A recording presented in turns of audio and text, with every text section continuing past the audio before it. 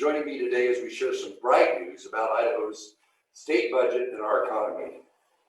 The once-in-a-century pandemic was not part of our budget forecast for this fiscal year.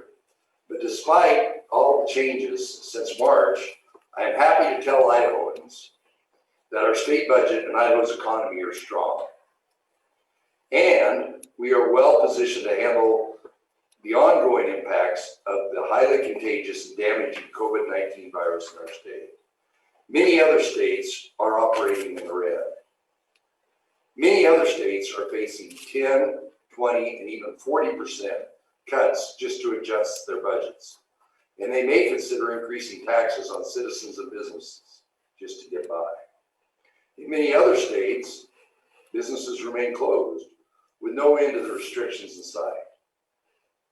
In many other states, students are facing an entire academic year of full remote learning to the detriment of families, the workforce, and students' overall learning and well-being. But in Idaho, we have a vastly different story to tell. Every single school district in Idaho is open for in-person instruction or a hybrid model of part in-person and part virtual learning. That's right, 115 out of 115 Idaho school districts are open. We are continually working to get more students in our populated areas back in their classrooms more frequently.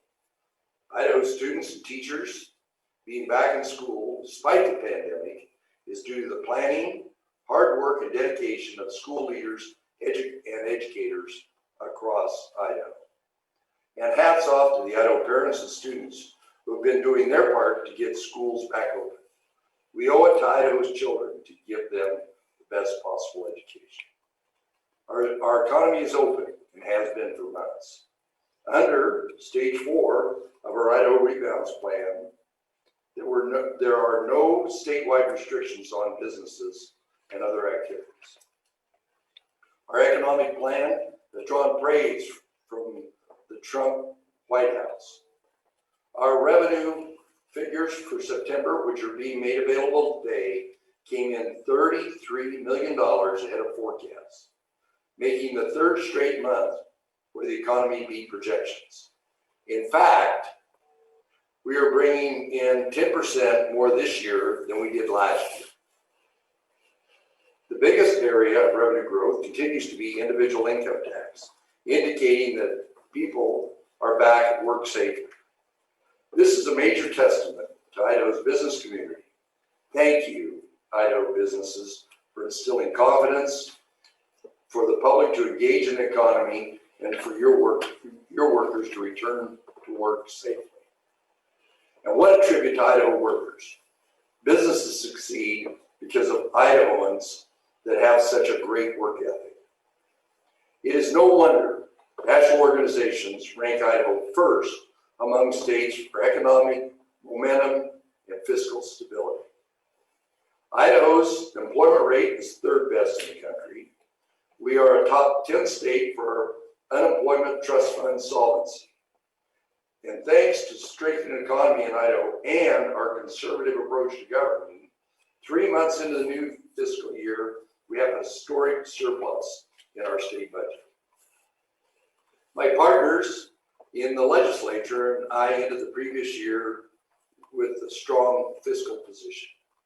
Soon after COVID-19 arrived, I took steps to rein in government spending so that we could be prepared for the worst.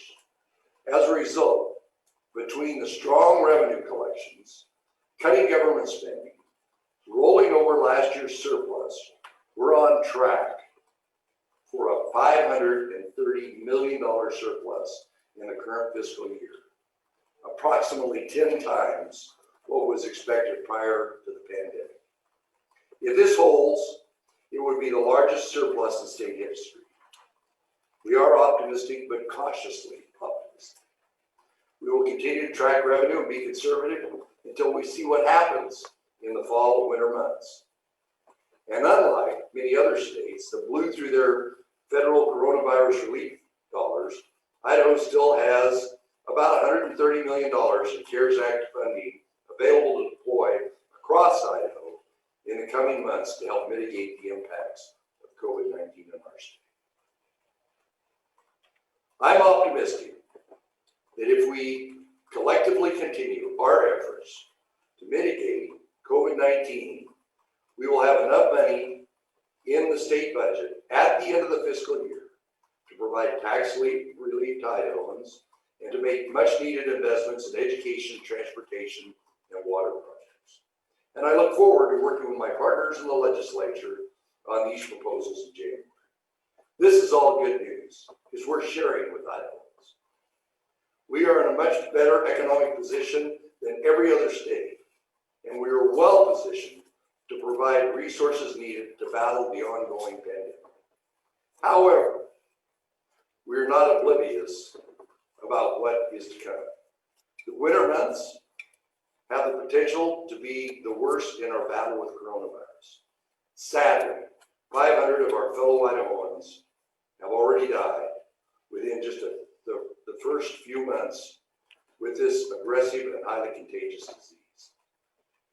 And that number would be exponentially higher if we had not taken steps to protect lives and preserve healthcare capacity since the spread.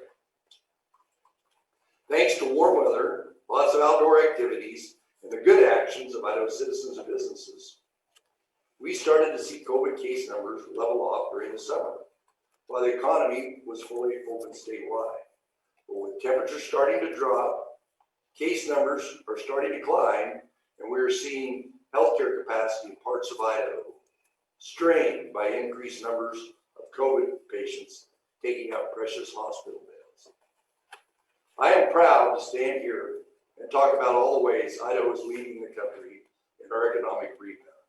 But we simply cannot continue that trajectory if we forget how we got here. Healthy people, open schools, and a strong economy are not separate. They're all the same. My fellow Idahoans, let's do all we can to protect our neighbors, loved ones, schools, and the economy. Please wear a mask around others as much as possible. Keep your distance from people who aren't in your household. Please do all the things that we've been talking about to prevent the spread of COVID-19 in our state. Do it because it protects yourself and all others that are around you. Please do it because it's the best way to show love for your neighbor. Do it because we want our kids to stay in school. Do it because it's the right thing to do. Our personal and economic well-being depends on it. I want to thank Idahoans once again for doing your part to protect others, keep our kids in school, and keep our incredible economic momentum going. I have great faith in my fellow Idahoans. With your help, I am certain Idaho will emerge from the pandemic stronger than any other place in the country. With that, I'll take your questions.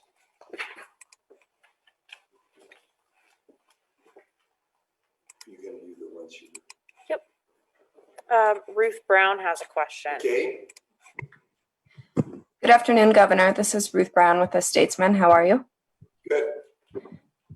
So while it is, you noted that many schools in Idaho are opening, many businesses have been open for quite some time. But I mean, I'll be the Debbie Downer and note that on Thursday, we reported 667 new cases, which is the third most cases reported in a single day since the start of the pandemic. And 3 of the 4 highest daily cases have occurred in the past 3 days. While the economy is vital to Idaho's health, is it a good thing that so many schools and businesses are open? Yes. Are you concerned about health? Yes, I am concerned about health. Yes, it's a good thing that businesses and schools are open. We, in previous times when I stood here, we talked about the risk of the change in weather, kids being back in school. The numbers are way too high, and we're doing all we can to urge people to do the right thing and to support anybody that's trying to reduce the spread. But I can't in any way say that businesses being open and schools being back in place isn't a good thing. James Dawson, Governor. James. Hey, Governor. You're promoting Idaho's open schools, but the White House Coronavirus Task Force came out with a report earlier this week recommending closing in-person instruction for several counties for K through 12 schools across Idaho, not to mention universities that have hotspots in those counties as well because of significant coronavirus outbreaks. I mean, this is kind of a two different messages that we're hearing. That from you, you're saying open schools are great and this is what we should be doing. Meanwhile, we have the reality of this significant outbreak in parts of our state that the White House at least views as a significant hazard. Is there a question in there, James? There is. Can you explain why you're promoting open schools and keeping them open right now when, at least in part of the states, the federal government says that they shouldn't be open? Well, I'm promoting safe opening schools. We know, some of the surge in numbers is a result of some of the testing. Each school is different. Our public schools, matter of fact, in some instances, each building is different. Each living group is different. And a categorical action for a broad range is not what I see as, and what most people advocate for is the right thing. In those areas where we got increased numbers, they're having restrictions. They're restricting their students. They're doing more testing. They're restricting some of the access and some of the transmissible moments that are out there. But a categorical solution, I don't believe is the answer. And in fact, when we put in our staged reopening, we were one of the first states to get accolades from the White House about how we did that. So it just things, Idaho is such a diverse state. Our public education system is diverse, our higher education is diverse, that a categorical solution is not the right thing to do. Rolling up your sleeves in the community and working on the exact problem that's there, where the case count's coming from, where we think the exposure is, doing the tracing, doing the work. We've seen here in Boise, what the Boise State Athletic Department's done. In these areas where they're really on top of this issue, they're going to manage it. It is not going to be easy. And believe me, I don't like those higher numbers, but I am still for a site-specific solution other than a categorical solution. Well, wouldn't you think that having these restrictions county by county is not a categorical action? It would instead be more like a scalpel. You're kind of picking the places where the hotspots are occurring instead of painting a broad statewide brush. Well, but counties and health districts have that authority right now, and they should use it and they should implement it. But so do school districts. In some of these big school districts, there's hotspots in schools, and then there's other parts of schools. We got schools that are fully engaged right now. Everybody's there 5 days a week, and they're in the green category. So we can do this. And what I advocate for the orange and the red is they look at what their neighbors and what the other school districts are doing in the green and adopt those practices. Betsy.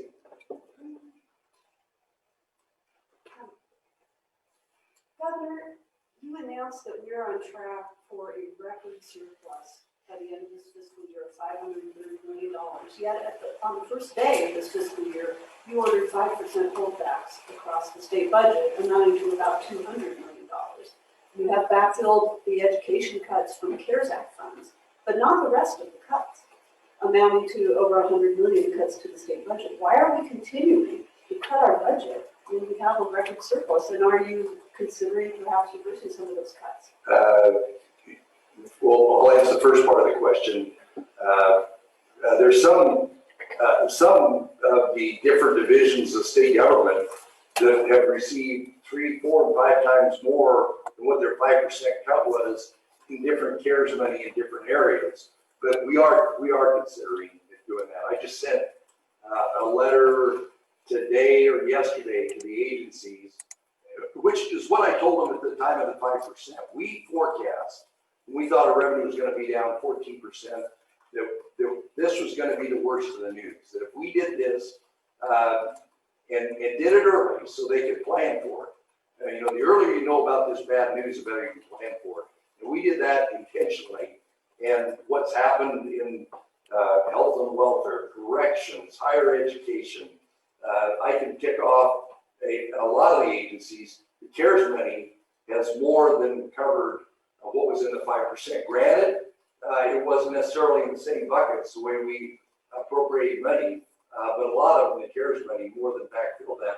But we are open to remember the 5% was a one time. It wasn't in the base, and you know we're gonna right now we're having them look at it, but of course a lot of the ultimate decisions will be when the legislature shows up the appropriate. So are you still taking the position that you will wait until the legislature returns in January before you reverse any of those whole things? Well, I won't reverse it, but we'll say, given where we are, given what we need to do, you have specific needs, whether they be in personnel, whether they be in repairs, whether they be in operating, and we've been addressing a lot of those added costs in our corrections, health districts, and health and welfare on a site specific, but overall, that 5% is still in place. Yeah, just to follow up, how would you make decisions about appropriating the surplus at the end of the fiscal year or whenever it comes through? What percentage might go to tax cuts? What percentage might go to education if the 530 million is the baseline that you cited came through? Well, there's another branch of government that's going to have a big say in this. We'll have a robust discussion with them when it comes. The correspondence that I sent out to the directors is, you know, they know this good news. It's been kind of perking along, and today's kind of a kickoff of it. It's you know, look at your whole agency from top to bottom and tell us what part of it is critical for your agency and providing services needed for Idaho. And then real quick, how would it work? Would it be an executive order? Would it be a supplemental appropriation? Like how would it actually Well, we still got $130 million left of CARES money. If it's COVID related and it's specific there, we can look at some of that. But there's other areas where we'll, you know, we still got, when the legislature gets here, half the fiscal year is there. You know, the agencies have some, you know, they need to submit their request to DFM and to the Legislative Budget Office, and we'll consider those requests but you know, the big decisions will be when the legislature gets here. Governor, last year you told the folks at AGC that you weren't planning on making a push for a highways program or a highways initiative until this upcoming legislative session. You're giving me a confused look. Are you? Well, I always tell AGC we're going to do a transportation. I think the issue was they had a study. We wanted the study to come out. The study has come out. I think that was what the issue was. And I can't do anything until the legislature shows up anyway. Yeah, the second part was, you know, are you still planning on Absolutely. proposing a highways program at this legislative session? Absolutely. I'm having good discussions with legislators, with the germane committees, with leadership about what we want to do there. And there may even be a little of it addressed in some of the CARES dollars. But I want an ongoing, we got to address the maintenance, we got to address the connectivity issues. So this is not a Band-Aid. We got to, now's a good time to put a big long-term solution into what we're doing on our transportation infrastructure. Governor Scott Logan is on Zoom. Hello, Scott. Hello, Governor. How are you, sir? Good. My question is, Congress, you mentioned the money that's remaining from the federal relief, $130 million left to mitigate pandemic problems. Congress has yet to come up with anything, and we're talking about a pretty dark winter ahead. do you think, what is the plan for that money? And also, I'm wondering, are families applying now for the Strong Family Program? Scott, just give me that last little bit again. About the Strong Family Program. Strong students, strong families. Right. The final details on that, and I was just told this morning that it's going to be, we said in October, it's still in October, it will come in October. I think it's going to be the 21st is when the details on that $50 million is going to be available. The state board is working on it with the education stakeholders right now. But the earlier part of your always three-part question is the what Congress does. Congress does. And my prepared remarks talked about it a little bit. Most of my fellow governors are in a much dire strait than I am. If they do nothing, we will, we'll be fine. But there's some of the programs that are available to Idaho citizens that I'd like to see those go forward. But as far as the state of Idaho, we are really in a class of our own as far as the dire need for additional revenue from the federal government. They got a little revenue problem of their own they have to work on.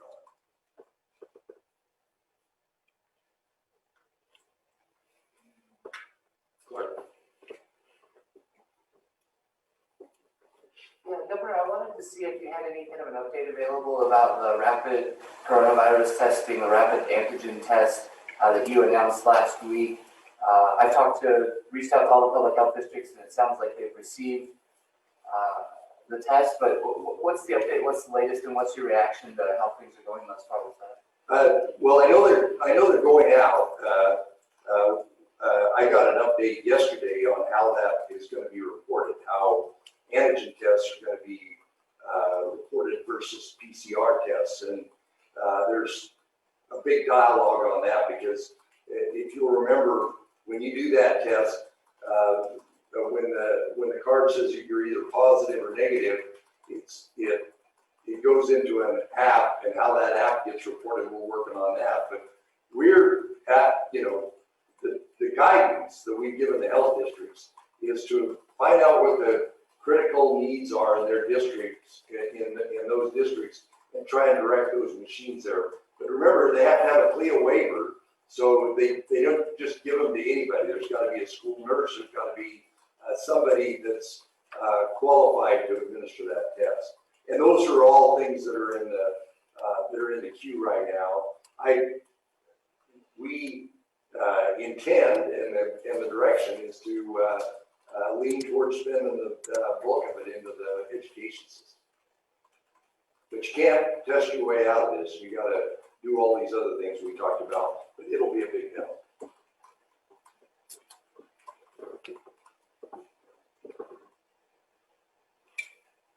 You got anything from me, Mackenzie? Oh, Betsy.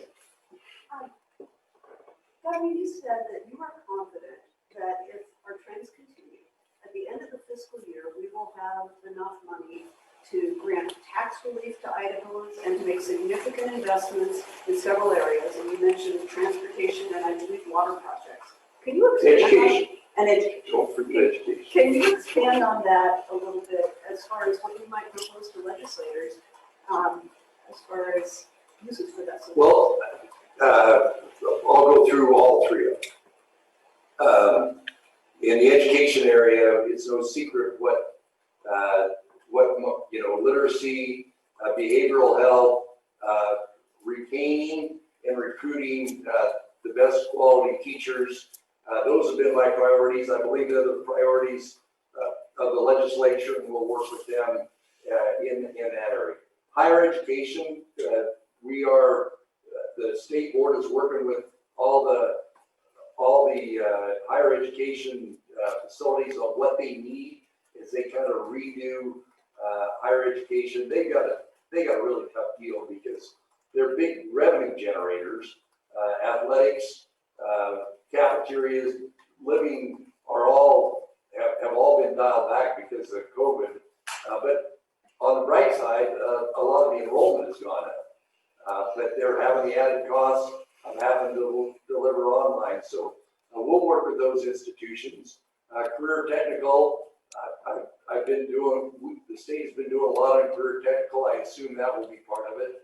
As far as transportation, you know, we've got two fundamental problems: long-term maintenance for both state and local government, and then the next basically group of connectivity projects that are frankly needed all over the state.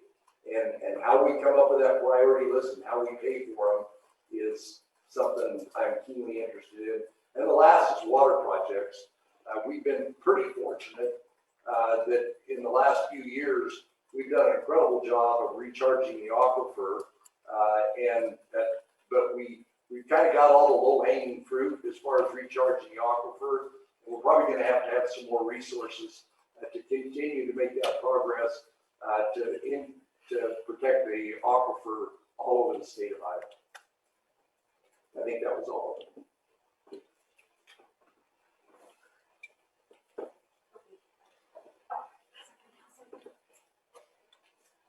Okay. Nope. Okay, Betsy. She's a little schizophrenic this morning. I thought it was a great question and I forgot it, but I remembered. Okay. So, I have that problem myself. So.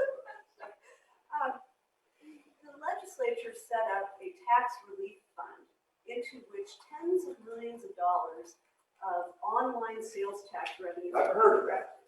rather than to the general fund. So in addition to the $530 million surplus that we're projecting right now, there's another, I don't know, $100 million. Alex, is that in the 530? No. Okay. It's about 30. There's a whole big Yeah, other and it's gone way up because and I think you could also argue, most people would argue that it's gone up a little disproportionately because there's been so much online shopping. But the ongoing number is a big number. Absolutely, and that money just sits there. It's a tax relief fund. We haven't granted any tax relief. We've had budget cuts. We're rolling up the surplus.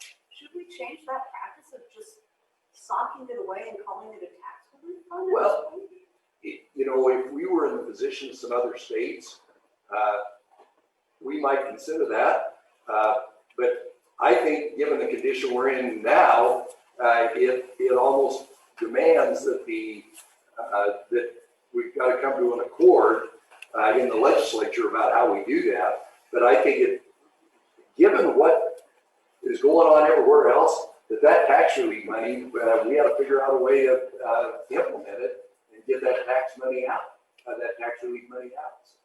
This is a good year to address it. Is that the money that you were talking about when you mentioned tax relief as one of your That would be priorities? that's probably part of it, but it's part and parcel. But my years of experience are that for me, if I give a general direction about where I want to go, the 105 members of the Idaho legislature have a constitutional obligation, and I want to work with them as a team when they show up to address all these issues. So I don't want to put any hard corners on some of these. There's a few things that I'm, like literacy, that I'm pretty non-negotiable on. But a lot of these other things, I am more than willing to work with the legislature to have a smooth implementation to the benefit of all Idahoans.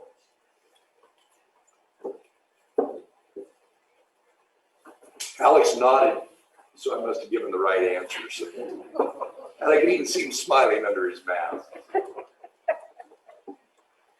Governor, as we've been hearing increasing news about COVID-19 infections in the White House itself, have we had any notable clusters or outbreaks in our state government, in your office, or among legislators? I think I had one staff early on, two. I had two staff, and none recently.